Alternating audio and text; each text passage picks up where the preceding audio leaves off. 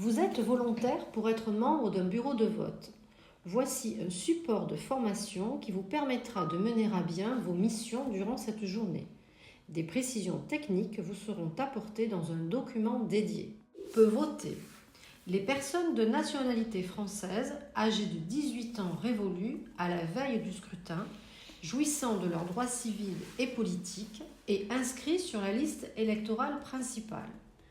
Les électeurs non inscrits, mais porteurs d'une décision de justice leur reconnaissant le droit de figurer sur la liste électorale. Les électeurs mandataires d'une procuration. Les ressortissants de l'Union européenne peuvent voter aux élections européennes ou municipales s'ils sont inscrits sur la liste électorale complémentaire correspondant au scrutin. Dans ce cas, il existe un cahier d'émargement spécifique pour chacune de ces deux élections. La disposition du bureau respecte le sens de circulation des électeurs et ne doit en aucun cas être modifiée.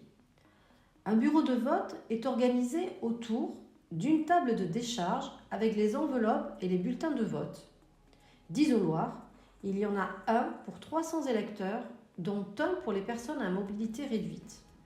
D'une table de vote où siègent les membres du bureau et où se trouvent l'urne, les listes d'émargement, les circulaires et la liste des membres du bureau, le code électoral, ainsi que d'autres documents qui sont disponibles en consultation sur le PC portable à l'accueil du centre. Et enfin, d'une table pour le personnel administratif où se trouvent différents documents électoraux. Le scrutin est ouvert aux électeurs de 8h à 20h.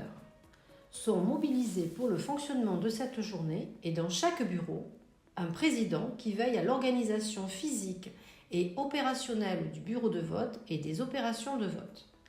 Les assesseurs participent aux opérations de vote. Ils peuvent faire voter les électeurs ou faire signer la liste d'émargement. Enfin, le personnel administratif établit le procès-verbal des opérations et assure un soutien administratif au président et aux assesseurs. Chaque centre dispose d'un chef de centre qui assure la gestion des équipes et le bon déroulement des opérations électorales. Bonjour. Bonjour, alors je prends votre carte électorale. Vous êtes bien dans le bon bureau. D'accord. Je vais vous inviter à prendre votre enveloppe et les bulletins. Très bien, merci. Je vous en prie. Après avoir fait constater son inscription sur la liste électorale et son identité, l'électeur prend une enveloppe et au minimum 2 bulletins de vote. Il peut également venir avec ses propres bulletins. Il passe par l'isoloir, puis se présente à la table de vote. Son identité est vérifiée par le président ou un assesseur. Un membre du bureau de vote vérifie l'inscription effective sur la liste électorale. Madame Durand-Paulette Henriette. Attention, il faut toujours vérifier l'identité de l'électeur avant de le faire voter. L'électeur se présente alors devant l'urne et vote. À voter. Il signe la liste d'émargement au regard de son nom.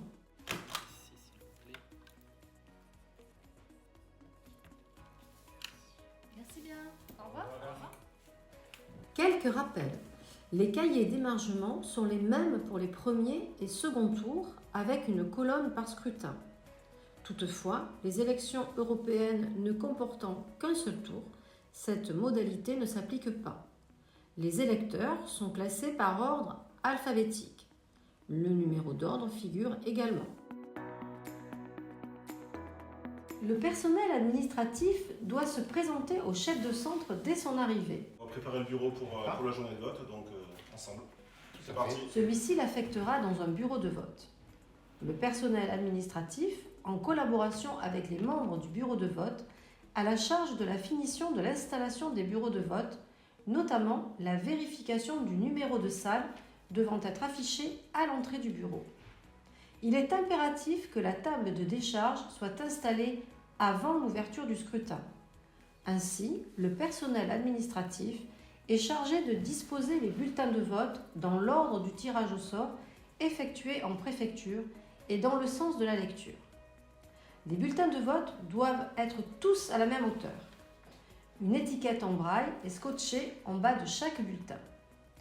Durant toute la durée du scrutin, le personnel administratif est chargé d'approvisionner la table de décharge en s'assurant que les piles des bulletins de vote soient de la même hauteur.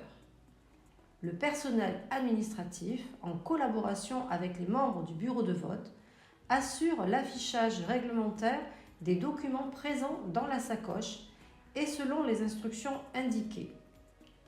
Il doit également installer le tableau des participations et des résultats. Il y en a un par élection. Le président doit procéder à la vérification de l'urne. Celle-ci doit être vide et composée de 2 cadenas. Il procède à la fermeture des 2 cadenas. Il conserve une clé et remet la deuxième à l'assesseur de son choix. Attention, en aucun cas, les clés ne doivent sortir du bureau de vote. Le président répartit également les rôles entre les membres du bureau. Le chef de centre installe un bureau d'accueil et d'orientation des électeurs. À 8 heures précises, le président du bureau déclare le scrutin ouvert et on ouvre les portes du bureau pour accueillir les électeurs. Un électeur peut disposer de 2 procurations.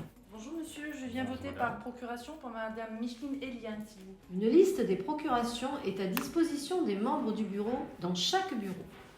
Le président vérifie que la mention de la procuration figure bien sur la liste d'émargement après le nom du mandant. L'identité du mandataire doit être vérifiée. En cas de difficulté, le chef de centre contacte la mairie par téléphone.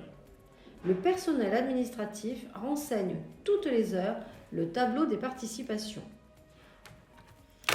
Est-ce que vous pourriez ce soir venir après 20h pour le dépouillement en tant que scrutateur? En tant que membre du bureau, vous êtes chargé de recruter durant toute la journée au minimum 4 scrutateurs pour assurer le dépouillement après 20h.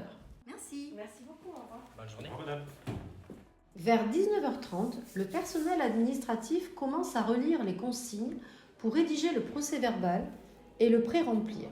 Par exemple, le nom des membres du bureau.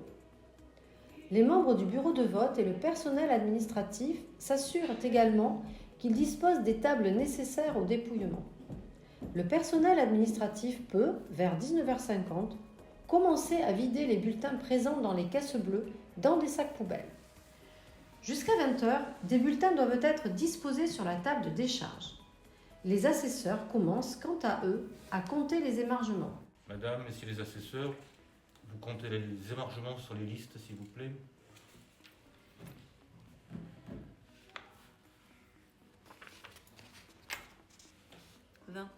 La clôture du scrutin est prononcée à 20h par le président, qui doit cependant laisser voter les électeurs présents dans le bureau au moment de sa fermeture. Il est 20h, le scrutin est clos. Le personnel administratif lève les rideaux et, si besoin, démonte les isoloirs. Dès la clôture du scrutin, les listes d'émargement sont signées par tous les membres du bureau. Il est également procédé au décompte des émargements immédiatement après la signature de la liste d'émargement. Il y est procédé avant même l'ouverture de l'urne. Le personnel administratif récupère les étiquettes en braille et les range dans la sacoche. Il vide dans les sacs poubelles tous les bulletins présents sur la table de décharge et dans les caisses bleues. Les enveloppes non utilisées sont rangées dans les caisses bleues. Concomitamment, les assesseurs accueillent les scrutateurs. Ils aident à l'installation de la salle et expliquent aux scrutateurs le déroulement du dépouillement. Une fois les émargements comptés, le président ouvre l'urne et le bureau regroupe les enveloppes de scrutin par paquet de 100.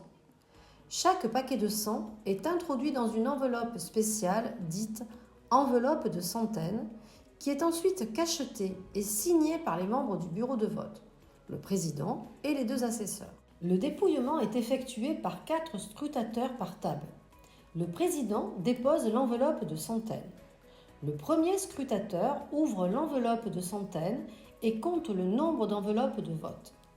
Il ouvre ensuite une enveloppe de vote et déplie le bulletin qu'il donne au deuxième. Le deuxième énonce à haute voix le nom sur le bulletin. Candidat 10. Les troisième et quatrième remplissent au fur et à mesure les feuilles de dépouillement prévues à cet effet. Toute autre procédure est formellement interdite.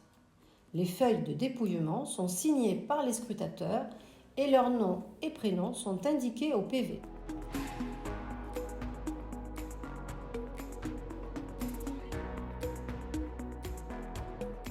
Les cas de nullité sont quant à eux précisés dans un document spécifique et inscrits sur les procès-verbaux. Un bulletin blanc. En cas de nul ou de blanc, la table des scrutateurs interroge le bureau pour confirmation.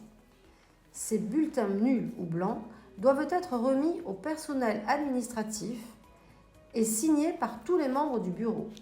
Ils seront alors joints au procès-verbal. Le personnel administratif récupère toutes les enveloppes de nuls et de blancs signées ainsi que les feuilles de dépouillement. Il renseigne la feuille récapitulative qui servira de base à la rédaction du PV.